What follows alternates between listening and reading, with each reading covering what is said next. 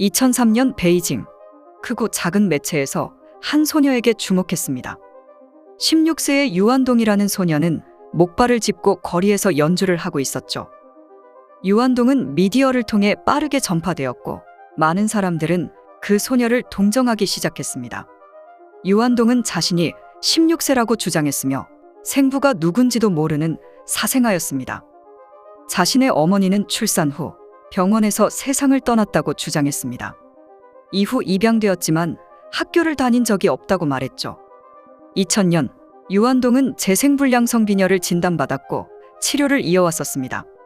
2002년 유한동은 치료를 받던 중 갑자기 상태가 악화되어 28일 동안 생사의 고비를 겪은 후 기적적으로 살아남았다고 말했습니다. 또한 유한동은 왼쪽 다리에 장애가 생겨 목발을 짚어야 걸을 수 있었습니다. 그렇게 유한동은 자신의 병원비 마련과 음악에 대한 꿈을 위해 거리에서 노래를 부른 것이었습니다. 펑이라는 여성은 유한동의 소식을 들은 후 감동을 받았고 즉시 유한동을 돕기로 결정하게 됩니다. 그렇게 펑 여사는 유한동을 자신의 집으로 초대하게 되었죠. 펑 여사는 평범한 식사를 제공했지만 이때 유한동은 이렇게 맛있는 밥을 먹은 지가 오래됐다고 말했습니다. 펑 여사는 유한동에게 애틋함을 느끼게 되었고 결국 펑 여사는 유한동에게 매월 일정 금액을 지원해 왔습니다. 펑 여사의 남편 또한 유한동을 지원하게 되었죠. 유한동의 소식은 매체를 통해 보도되었고 그렇게 유한동은 주목받기 시작했습니다. 그녀를 취재한 대부분의 기자들은 유한동에게 약간의 금액을 지원했고 한 노인은 유한동에게 적지 않은 돈을 기부하기도 했었죠. 유한동의 안타까운 소식이 널리 퍼졌을 때 그녀의 민낯이 조금씩 벗겨지기 시작했습니다. 펑 여사는 어느 순간부터 유한동이 돈의 욕심을 부리기 시작한다는 것을 알아차리고 말았습니다. 유한동은 펑 여사가 사준 안마의자를 팔아 현금을 챙겼기 때문이었죠. 모 잡지 편집자는 유한동과 회식 자리에서 그녀가 전혀 16세처럼 보이지 않았고 대화를 할 때 마치 성인과 대화하는 것처럼 느꼈습니다. 유건이라는 기자도 유한동을 의심하게 되었고 진위를 확인하기 위해 유한동에게 과거에 대해 묻기 시작했습니다. 그때마다 유한동은 무릎을 꿇고 눈물을 보이며 자신의 과거를 회상하고 싶지 않다고 말했죠. 결국 그 기자는 포기할 수밖에 없었습니다. 2003년 9월 허베이 방송국은 유한동을 게스트로 초대했고 동시에 예술학교 교장을 초청했습니다. 그 방송이 끝난 후 교장은 유한동을 예외적으로 입학시키고 숙소도 제공하겠다고 밝혔습니다. 처음 한 달 동안 유한동은 수업에 착실히 참석했지만 이후 그녀의 출석 횟수는 점차 줄어들었고 어느 순간부터 학교에 거의 출석하지 않았습니다. 유한동은 종종 혼수 상태에 빠졌고 그녀가 깨어나려면 누군가 옆에서 노래를 불러줘야 했습니다. 그렇지 않으면 자신의 생명이 위험할 것이라고 말했죠. 그래서 적지 않은 학생들이 유한동의 숙소로 찾아와 노래를 불러주기도 했습니다. 또한 유한동은 학교에 입학한 후 거듭 자신에게 기부를 하라며 학교 측에 요구했고 심지어 교장을 자신의 아버지라고 부르며 교장에게 돈을 요구하기도 했습니다. 또한 유한동은 자신을 홍보하기 위해 공연을 열어달라며 학교 측에 요구하기도 했습니다. 2006년 유한동은 졸업장을 받기 위해 학교의 모습을 드러냈습니다. 그러나 학교 측은 유한동이 오랫동안 수업을 듣지 않았기 때문에 규정에 따라 자퇴 처리되었으며 졸업장을 발급할 수 없다고 알렸습니다. 그때 남학생 2명이 유한동을 따라다니면 유명세를 탈 수 있다고 믿었고 결국 남학생 2명은 유한동과 함께 그곳을 떠나게 됩니다. 이후 유한동은 2사람을 자신의 남매라고 불렀습니다.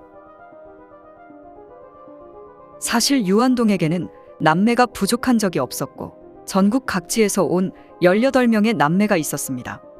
모 방송에서 유한동은 형제자매들이 자신에게 삶의 힘을 가져다 준다며 말하기도 했었습니다.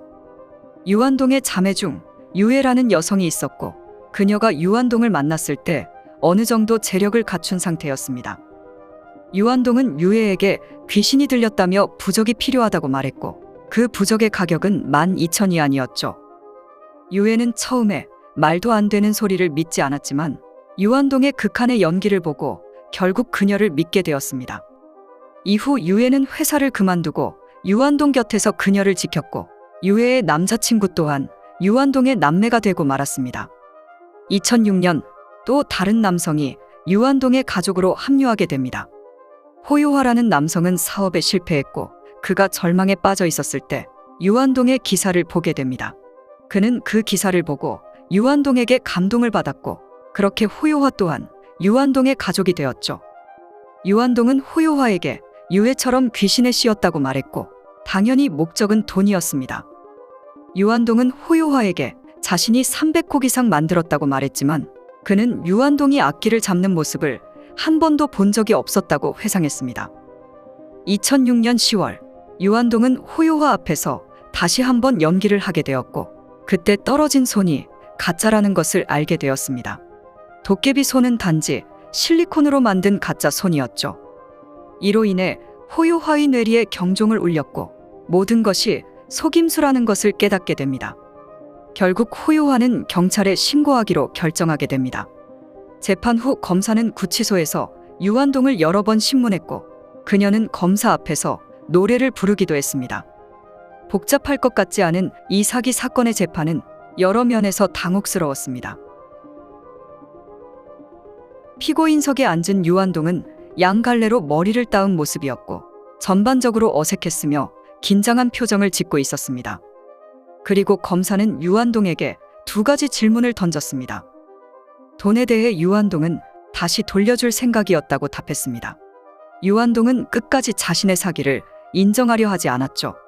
당신의 정체가 무엇이냐는 질문에 유한동은 시치미를 뚝 떼며 앞뒤가 맞지 않는 말을 이어갔습니다. 하지만 이미 경찰 조사 과정에서 유한동의 신원이 확인된 상태였습니다. 자신을 소녀라고 주장했던 유한동은 1971년생으로 당시 36세였습니다. 또한 유한동의 본명은 류홍샤로 밝혀졌습니다. 류홍샤는 고등학교를 졸업한 후 서점에서 책을 팔다가 전 남편을 만나게 되었습니다. 결국 두 사람은 1992년 결혼하게 됩니다. 당시 류홍샤의 나이는 20살이었고 부부관계도 매우 좋았습니다. 하지만 3년 후 류홍샤가 임신을 하지 못한다는 이유로 그렇게 두 사람은 이혼을 하게 되었죠. 류홍샤가 몸이 좋지 않았다는 것은 사실이었지만 왼쪽 다리에 장애는 없었습니다. 그러나 류홍샤는 자신이 1988년 12월 26일생이라고 주장했고 결혼한 사실도 부인했습니다. 호요화는 법정에서 자신이 사기당한 경험에 대해 모든 것을 진술했고 류홍샤는 단지 사기꾼일 뿐이라고 말했죠. 2009년 9월 그렇게 류홍샤는 사기 혐의로 10년형을 선고받았습니다. 교도소에서 류홍샤는 모범수 연기를 잘했는지 몇 차례 감형받았다고 합니다.